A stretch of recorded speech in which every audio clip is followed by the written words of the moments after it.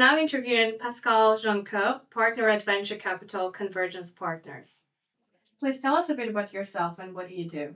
So I'm a venture capital investor in the area of health and mental health and brain health, meaning I'm investing in new modalities and solutions and startups who look at curing the new pandemic of our time, meaning mental health and brain health, Alzheimer, Parkinson, neurodegenerative diseases. Thank you. And what were the key takeaways from today's session on AI opportunities and challenges?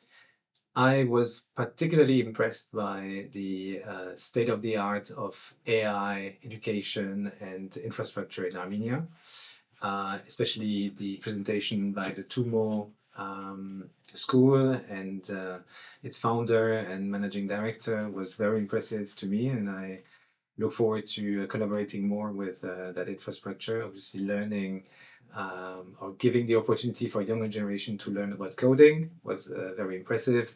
And I think that's a skill set that we all would need in our educational system. So if Armenia can be leading the way, I think that would be a tremendous opportunity to make the Armenian way most known in other countries and hopefully to bring many talents into Armenia. Thank you. And you talked about healthcare today, how AI will revolutionize healthcare. Can you tell us what do you think is the next breakthrough that's going to happen? So I think to begin with, AI is making healthcare more efficient, more proactive, more predictive, more individualized. But this is only looking at the current and let's say existing aspect of the system. Where I'm more fascinated by is where AI will enable new modalities such as infrared light, magnetic stimulation, new frequencies, ultrasound, to really break into the diseases that today we can't find a cure for, namely Alzheimer, Parkinson, and some depression that currently either have no cure or have a one-size-fits-all type of approach. If you think about mental health diseases, this is a generic answer, whilst now we are developing biomarkers that will be able to look at specific individualized depression types, which enables us obviously to tackle depression in a totally different way.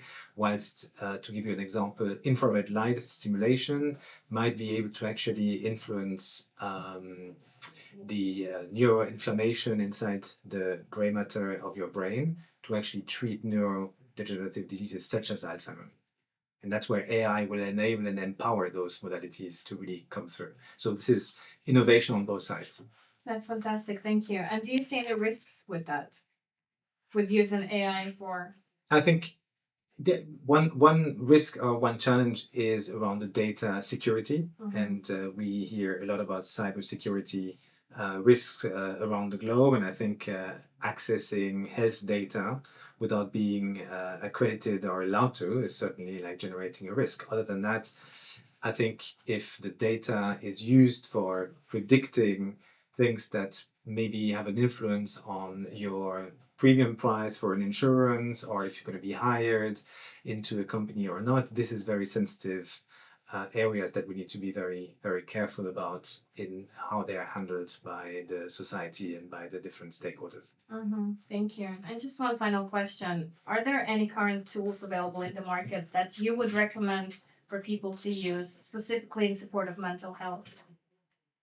There's one tool I've been coming across and I'm hoping for a very wide adoption. It's been used by any IRM or MRI scan on the planet that is looking at the white matter on inside your brain and is able to tell you how healthy your brain is even before you develop any condition or any visible symptoms of a condition. And I think I would love to see these kind of new technologies and new approaches being widely adopted by healthcare systems around the world. Absolutely. Thank you so much. Thank you.